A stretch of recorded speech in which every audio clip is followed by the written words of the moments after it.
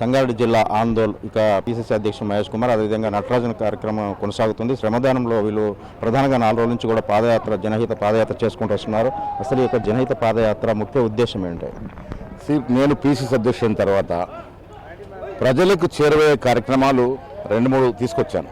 మొదటిది ఇలా దేశవ్యాప్తంగా హర్షం ప్రకటించబడుతున్న కార్యక్రమం మంత్రులు నేరుగా గాంధీ భవన్లో వచ్చి కూర్చోవడం.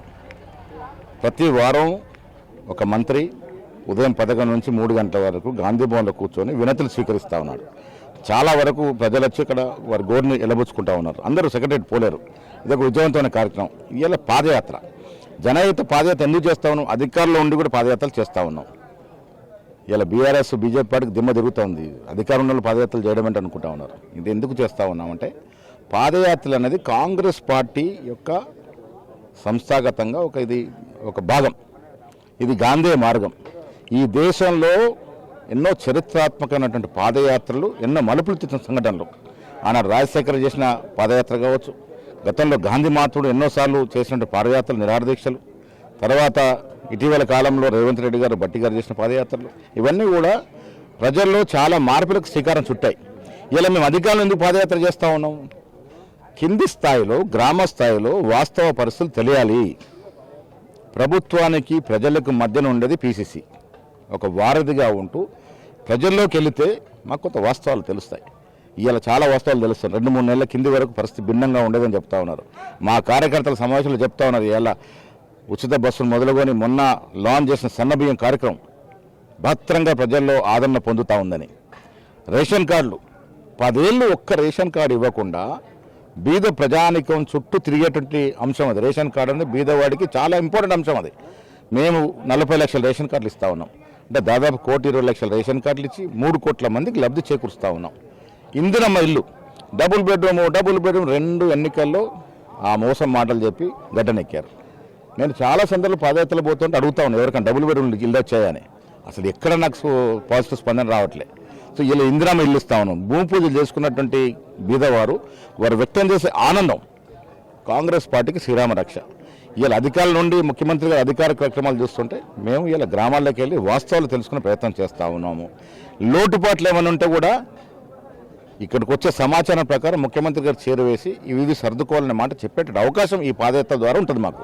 సో మీనాక్షి నటరాజన్ పాదయాత్రలు నిరంతరం చేసి అలవాటున వ్యక్తి. మేము మొదటి ఫేజ్ నడుస్తూ ఉంది. ముఖ్యమంత్రి గారు కూడా మొన్న అన్నారు, నేను కూడా 1-2 చోట్ల పాల్గొంటానని. మేము ఢిల్లీలో కలిసి రాహుల్ గాంధీ గారు విజ్ఞప్తి చేస్తాం. ఈ పాదయాత్ర అనేది ఈ 5 రోజులు కాదు, బ్రేక్ అవుతూనే నిరంతరంగా సాగాలనేది మా ఉద్దేశం. ఈ 2 నెలల ప్రక్రియ ఏదో ఒక రోజు రాహుల్ గాంధీ గారు ఈ పాదయాత్రలో పాల్గొంటారు. పాదయాత్రలు అనేవి ప్రజల యొక్క వాస్తవాలు తెలుసుకోవడానికి ఉపకరించినట్టు గొప్ప సాధనం. దాన్ని మేము నమ్ముతాం. ఇలా సమాధానం చేస్తూ ఉన్నాం. మేము ఒక్కరోజు సమాధానం చేయడం కాలేజీ అంతా నీట్ అవుతుందని కాదు, కానీ ఒక మెసేజ్ ఇలా విద్యార్థులకు, మా చుట్టంతా విద్యార్థులు ఉన్నారు, వాళ్ళకు కూడా ఒక మెసేజ్. ప్రొద్దున లేస్తే మనం ఏం చేయాలి, మన జీవన విధానంలో ఒక భాగం చేసుకోవాలి. సమాధానం అనేది మన చుట్టుపరిసర ప్రాంతాలు మనం నీట్గా ఉంచాలి, మనకు మంచిది. సో ఆ రకంగా మెసేజ్ ఇవ్వడానికి పాదయాత్ర, తర్వాత సమాధానం, ఇప్పుడు జరగబోయే కార్యకర్త సమావేశం మేము ఎవరో మాట్లాడలే, కేవలం వారు చెప్పేదే వింటూ ఉన్నాం. తద్వారా మాకు రావాల్సిన సమాచారం కింది స్థాయిలో గ్రౌండ్ లెవెల్లో ఉన్నటువంటి సమాచారం రాబట్టగలుగుతున్నాం. ఇది ప్రభుత్వానికి చేరవేయడంలో సఫలమవుతాం. వాస్తవం చూసినట్లయితే అప్పుల పాలవుతుంది తెలంగాణ రాష్ట్రం. గతం కంటే భిన్నంగా అప్పులు తీసుకొస్తున్నారు. పేద ప్రజలకు ఇస్తున్న సంక్షేమ పథకాల ద్వారా ఈ రాష్ట్రం అన్ని రాష్ట్రాల కంటే దివాళీ తీస్తుందని చెప్పి ప్రతిపక్షాలు ఆరోపిస్తున్న పరిస్థితి. ప్రతిపక్షాలకు మాట్లాడే హక్కే లేదు. ఇప్పుడు కేసీఆర్ గారిని ఒక ఉద్యమ నాయకుడు నేను గౌరవిస్తాను, కానీ ముఖ్యమంత్రిగా అంత అనుభవం ఉండి ఒక దూరదృష్టి లేకుండా ఎంత అప్పు చేస్తే రాష్ట్రం సఫలంగా ముందుకు పోతుంది. ఇప్పుడు ఒక అప్పు మనం ఒక బ్యాంకు లోన్ తీసుకోవాలంటే బ్యాంకు వాడు 10 ప్రశ్నలు వేస్తాడు. మన పేయింగ్ కెపాసిటీ ఎంత, మనకు వచ్చి జనరేట్ అయ్యే ఇన్కమ్ ఎంత, దాని నుంచి లోన్ కట్టే ఇన్స్టాల్మెంట్ మనం చూడాలి. అవేవి చూడకుండా ప్రభుత్వ పరంగా, కార్పొరేషన్ల పరంగా, సొసైటీల పరంగా అప్పు తీసుకొచ్చాడు. ఇవాళ 7.5-8 లక్షల కోట్ల అప్పు తీసుకొస్తే ఫ్రీగా వదిలేరు కదా. వరల్డ్ బ్యాంక్ కానీ ఇతర బ్యాంకులు కానీ ఫస్ట్ కాగానే రూల్ ప్రకారం ఆ అకౌంట్లకు మన డబ్బు వెళ్ళిపోతుంది. ఇవాళ దాదాపు 18,000 కోట్ల చిల్లర ఆదాయం ఉంటే 6,500 కోట్లు నెల తిరగగానే ఇన్స్టాల్మెంటు వడ్డీ రూపాయలు వెళ్ళిపోతూ ఉన్నాయి. ఇంకా 12,000 కోట్లు, ఒక 6,000 కోట్లు శాలరీసు, మిగిలిన 6,000 కోట్లు ఇబ్బందికరమైన పరిస్థితిలో ప్రభుత్వం నడుస్తూ ఉంది. అయినప్పటికీ కూడా రేవంత్ రెడ్డి గారి ప్రభుత్వం ఎక్కడ కూడా వెనకడుగు వేయట్లేదు. మేము ఇచ్చిన 6 గ్యారెంటీలు కానీ అందులో మెజార్టీ అంశాలు కానీ, ఇవాళ ఇస్తున్న సంక్షేమం కానీ, ఫ్రీ బస్సు కానీ, ఫ్రీ రేషన్ కార్డులు కానీ, ఉచిత బియ్యం, సన్న బియ్యం కానీ, ఇలా ఇందిరం ఇల్లు కానీ, ఎంత భారమైన కార్యక్రమాలు కూడా ప్రజల కోసం ఈ ప్రభుత్వం పనిచేయాలి, ప్రజల కోసం ఈ ప్రభుత్వం నినాదంతో ఎన్ని ఇబ్బందులైనా వారికి ఇచ్చుకుంటూ పోతా ఉన్నాం. ఇలా వాళ్ళ అప్పుల గురించి మాట్లాడుతున్నాం. మీరు చేసిన అప్పు తీర్చడానికి ఇబ్బందికరమైన పరిస్థితులు ఏర్పడాల్సి వస్తుంది. ఎవరు ఫ్రీగా వచ్చేది కాదు కదా. దాన్ని కూడా చాలా క్రోడీకరించి ముందుకెళ్లే ప్రయత్నం చేస్తూ ఉన్నాం. వాళ్ళు 10 ఏళ్ళ అధికారంలో ఉండి 25,000 కోట్లు విదేశీ పెట్టుబడి తీసుకురాలి. ఇలా మా ముఖ్యమంత్రి గారు, ఐటీ మంత్రి గారు విదేశాలకు వెళ్ళి 1,78,000 కోట్ల పెట్టుబడులు తీసుకొచ్చారు. అంటే ఎన్ని ఉద్యోగాలు జనరేట్ అవుతాయి అదే ఆలోచించుకోవాలి. ఇక ముఖ్యంగా తెలంగాణ కోరుకుంది మనం ఉద్యోగాల కోసం. వారు వచ్చిన తర్వాత 10 ఏళ్లలో వారు ఇచ్చిన ఉద్యోగాలు, ప్రభుత్వ ఉద్యోగాలు 50,000 దాటలే. ఇలా మేము 11 మాసాల్లోనే 65,000 ఉద్యోగాలు ఇచ్చాం. ఇంకా ఇస్తామని మాట చెప్తా ఉన్నాం. తెలంగాణ కోరుకుందే ఉద్యోగాల కోసం, నీళ్లు నిధులు నియామకాల కోసమే కదా. నీళ్ల పెరటు దోపిడీ జరిగింది. బనకచెల్ల ఇలా ఆంధ్ర రాష్ట్రంలో వస్తూ ఉంది. ఎవరి నిర్వాహకం? కేసీఆర్, హరీష్ రావు పాపం కాదా ఇది? వాళ్ళు ప్రభుత్వంలో ఉన్నారు కదా. వాళ్ళు ఆనది గట్టిగా వ్యతిరేకిస్తే బనకచెల్ల నిర్మాణం ఎందుకు మొదలవుతుంది? ఈ నిర్మాణం అయింది, అవసరానికి మించి డబుల్ కెపాసిటీ టనల్ కట్టుకున్నారు. మనం ఎందుకు ఇస్తాం వాటాది? ఇవాళ ఒక్క నీటి చుక్క కూడా ఇవ్వడానికి లేదని ముఖ్యమంత్రి గారు, మా ఇరిగేషన్ మంత్రి గారు కేంద్ర ప్రభుత్వం తీసుకెళ్లి నివేదించి అబ్జెక్షన్ చేస్తే ప్రాజెక్ట్ ఆగింది. ఇలా మా మీద బురదల్లే ప్రయత్నం చేస్తారు. అసలు మీ హయాంలో కదా బనకచెల్ల మొదలైంది.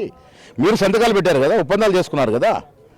కేసీఆర్ కదా రాయలసీమ రత్నాలసీమ చేస్తాని, ఆంధ్ర రాష్ట్రానికి అవసరమైన నిధులు ఇస్తా, నీళ్ళు ఇస్తాను ఎట్లా అంటారు? మన రాష్ట్రం వాటా అయింది, మన హక్కు కదా. రాజకీయాలు చోట రాజకీయాలు, బట్ రాష్ట్ర విషయానికి వచ్చినప్పుడు మన హక్కుల విషయంలో కానీ, మన నీటి వాటా విషయంలో కానీ ఒక్క చిక్క నీరు కూడా పోవడానికి వీల్లేదనే ఉద్దేశంతో, కృతనిష్టంతో ముఖ్యమంత్రి గారు, మా ప్రభుత్వం ఉంది.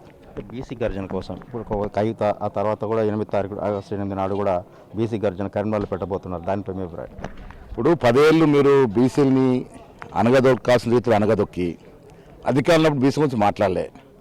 కవిత మా నిజామాబాద్ జిల్లా కోడలు, మా సోదరిమని గౌరవిస్తాం. కానీ ఆవిడ వివరిస్తున్న తీరు నవ్వుస్తూ ఉంది. బీసీల రిజర్వేషన్ రూపకల్పన చేసి ఈ సంవత్సరం కాలం ఆవిడ ఎక్కడున్నారు? ఆవిడ తెలంగాణలో లేరు. 10 ఏళ్ళు ఆవిడ అధికారంలో ఉన్నారు. వారి ఫాదర్ ముఖ్యమంత్రి, వారి ఇంటి నిండా మంత్రి పదవులు. ఎప్పుడైనా బీసీల గురించి మాట్లాడినారా? ఈ 10 ఏళ్ళు ఒక్క రికార్డు, ఒక్క వీడియో రికార్డింగ్ నాకు చూపెట్టండి కవిత గారు బీసీల గురించి మాట్లాడినట్టు. సో ఇవాళ మాట్లాడితే జనం ఎట్లా నమ్ముతారు? బీఆర్ఎస్ పార్టీకి బీసీల గురించి మాట్లాడే హక్కు లేదు. మీరు ఎన్ని పెద్ద సభలు పెట్టుకున్నా బీసీలు మాకే చేయగొడతారు. కారణం ఏంటంటే మేము మాట నిలబెట్టుకున్నాం. నేను ఒక బీసీ నాయకుడిగా, ఒక వర్కింగ్ ప్రెసిడెంట్గా ఆనాడు కామారెడ్డిలో బీసీ డిక్లరేషన్ ప్రవేశపెట్టాను. నా అదృష్టం ఏంటంటే అది సాకారం అయ్యే సమయానికి నేను పీసీ అధ్యక్షుడు అయ్యాను. ఇలా 2 బిల్లు తీసుకొచ్చాం ముఖ్యమంత్రి గారి సహకారంతో. రేవంత్ రెడ్డి గారు కూడా బీసీల విషయం చిత్తశుద్ధితో వ్యవహరిస్తున్న చెప్పడానికి కుల సర్వే, దేశ చరిత్రలోనే మొట్టమొదటిసారి కుల సర్వే జరిగింది తెలంగాణ రాష్ట్రంలో. రాహుల్ గాంధీ యొక్క ఆశల్ని, ఆకాంక్షల్ని రేవంత్ రెడ్డి గారు పరిపూర్ణంగా దాన్ని సఫలం చేశాడు. 2 బిల్లు తీసుకొచ్చాం. ఒకటి స్థానిక సంస్థలకి, ఒకటి విద్యా ఉపాధికి. 2 బిల్లు కూడా ఇప్పుడు కేంద్రం పంపినాం. ఇక్కడేమో బీజేపీ ఎమ్మెల్యేలు ఓటేశారు బిల్లుకి, అక్కడ మొక్క చాటిస్తున్నారు. వాళ్ళు కేంద్ర నాయకులు ఒప్పించుకు దమ్ము ధైర్యం లేదు. ఇలా కేంద్రం వద్ద పెండింగ్లో ఉంది. అందుకే మేము 5, 6, 7న ముఖ్యమంత్రి గారు, మేము అందరం కూడా ఢిల్లీలో ఉంటాం. వారు మేమే కాదు, మా శాసనసభ్యులు, పార్లమెంట్ సభ్యులు, ఎమ్మెల్సీలు, కార్పొరేషన్ చైర్మన్లు, మా డీసీసీ అధ్యక్షులు, ఎంపీపీలు, జెడ్పీటీసీలు మొత్తం కూడా జంతర్ మంతర్లో నిరాదీక్ష చేయబోతా ఉన్నాం. కేంద్రానికి కనువిప్పు కలగాలి, ఈ అంశం యొక్క ప్రాధాన్యత తెలవాలి. ఆ ఉద్దేశంతోనే మేము 5న పార్లమెంటు ఈ అంశాన్ని లేవనెత్తే ప్రయత్నం చేస్తూ ఉన్నాం.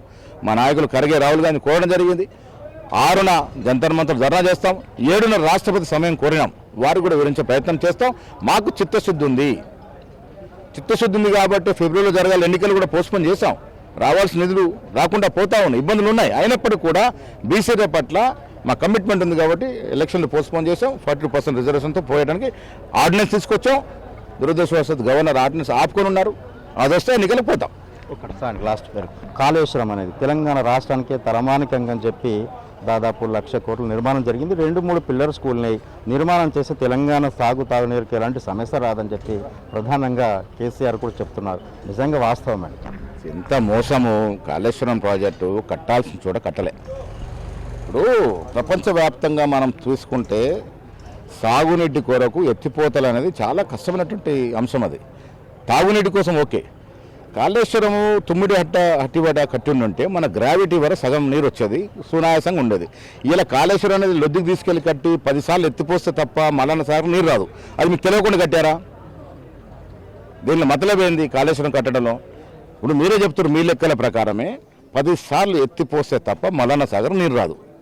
మల్లన్న సాగర్ నీరు వచ్చిన తర్వాత ఎకరాకి పారేయాలంటే ఈ ఎత్తిపోతల ఖర్చులు లెక్కేసుకుంటే 60 నుంచి 65 వేల రూపాయల కరెంటు బిల్లు అవుతుంది. ఎంత పంట పండిస్తే నీకు ఈ కరెంటు బిల్లు వెళ్ళి పంట సాగు ఖర్చులు వెళ్ళాలా? మరి ఎందుకు ఈ ఆలోచన కేసీఆర్ గారు చేయలేదు? తెలుగుల నాయకుడే కదా, ఎందుకు చేయలేకపోయినాడు? ఎవరు ఒత్తిళ్లలోకి ఏ అవసరాల కోసం మీరు అలాంటి పనికిరాని ప్రాజెక్టు కట్టినారు? కాళేశ్వరం అనేది నా దృష్టిలో ఆయన ఒక గొప్ప ప్రాజెక్టుగా వర్ణించుకోవచ్చు. దేవుడు పేరిట ప్రాజెక్ట్ పెట్టినారు, సఫలమైతే మేము కూడా ఆశించినాం. కానీ కట్టిన తీరు కానీ ఆ లోపాలు కానీ అది గుదిబండిగా మారింది. ఇలా ఏమంటారు, 2 పిల్లర్లే కుంగినాయి కదా, 3 పిల్లర్లే కుంగినాయి కదా. ఒక ఇల్లు కట్టుకుంటే ఒక పిల్లర్ కుంగుతా ఇంట్లో ఉంటాం మనం. ప్రాజెక్ట్ మొత్తానికి డిజైన్కి లోపం అది. దాని కారణం కూడా ఆనాడు ఇప్పుడు అధికారులు కమిషన్ ముందు చెప్పింది ఏంది? అన్నీ తానే కేసీఆర్ వివరించాడు. ఒక ముఖ్యమంత్రి అనే వాడికి, ఒక పాలకుడికి దూరదృష్టి ఉండాలి, ఇంజనీర్లు చెప్పే వినే ఓపిక ఉండాలి. ఆనాడు మొండిగా నేను ముఖ్యమంత్రి కాబట్టి అని అన్ని తానే వివరించడం వల్ల ఇంజనీర్లు ఇచ్చేటువంటి డిజైన్ కూడా పక్కన పెట్టి ఈయన సొంత డిజైన్ పెట్టడం వల్ల ఈ దుర్భరమైన పరిస్థితి ఏర్పడింది. ఇది మనకు ఒక శాపంగా మారింది. కాళేశ్వరం ప్రాజెక్టు ఎన్ని రోజులైనా ఎన్ని సంవత్సరాలైనా అది గుదిబండనే. మన రాష్ట్రానికి సంబంధించిన 1,20,000 కోట్ల రూపాయలు గోదావరి నదిలో అప్పనంగా పోసేశారు. ఇది ప్రజలు అర్థం చేసుకోవాలి. ఎంత సరిదిద్దినా ప్రాజెక్టు సఫలం అనేది అంత ఆషామాషి కాదు. లాస్ట్ ఫైనల్గా అంటే ఒక ఎమ్మెల్యేలు మాకు టచ్లో ఉన్నారు, 30 మంది 26 నుంచి 30 మంది ఎమ్మెల్యేలు మాకు టచ్లో ఉన్నారు. ఏ క్షణమైన కాంగ్రెస్ ప్రభుత్వాన్ని పడగొట్టే ఛాయిస్ మాకు వస్తుందని, అవకాశం ఉంది అని చెప్పి నడుస్తున్నారు. దాని మీద మీ అభిప్రాయం? కాంగ్రెస్ ప్రభుత్వం ప్రస్తుతంగా బలంగా ఉంది. మేము వాస్తవాలు బయటకు చెప్పట్లేదు, ఎంతమంది మాతో టచ్లో ఉన్నారు, ఎంతమంది రెడీగా ఉన్నారని. ఇప్పుడు ప్రజలు ఆనాడు మాకు 63 కాక 73 ఇచ్చుంటే అసలు ఈ బాధ లేదు. 63 ఇచ్చిన తర్వాత ఒకవైపు కేసీఆర్ ప్రభుత్వాన్ని కూలుస్తామని, బీజేపీ మేము గవర్నర్ పాలన పెడతామని ఆ దశలో అక్కడ ఉన్నట్టు 10 మంది ఎమ్మెల్యేలు మా దగ్గర జాయిన్ అయినారు. ప్రభుత్వాన్ని ప్రశ్నగా కాపాడాలని, నిజం కూడా వారి అవసరం మాకు లేకుండా మా అవసరం వారికి లేకుండే ప్రభుత్వాన్ని కాపాడాలని. ఇవాళ ఎంతమంది మాతో టచ్లో ఉన్నారో వాస్తవాలు చెప్తే వాళ్ళకు హార్ట్ అటాక్ వస్తుంది. చెప్పదలుచుకోలే. ప్రభుత్వం పటిష్టంగా ఉంది. ప్రభుత్వాన్ని కాపాడాల్సింది ఎమ్మెల్యేతో పాటు ప్రజలు ఇవాళ మాతో సంతోషంగా ఉన్నారు. మేము ఇస్తున్న సంక్షేమం అభివృద్ధి పట్ల తృప్తిగా ఉన్నారు. వారే మాకు శ్రీరామ రక్ష. అదే చూడొచ్చు. వాస్తవం చూసినట్లయితే శ్రమదానంలో మాత్రం శ్రమదానం చేపట్టి ప్రజా సమస్యలు ఏమవుతున్నాయో వాటి పరిష్కార మార్గాలు దిశగా ముందుకెళ్తున్నామని చెప్పి పిసిసి మహేష్ చెప్పే పరిస్థితి కనిపిస్తుంది. కెమెరామెన్ కృష్ణతో దుర్గారెడ్డి, ఆందోళన.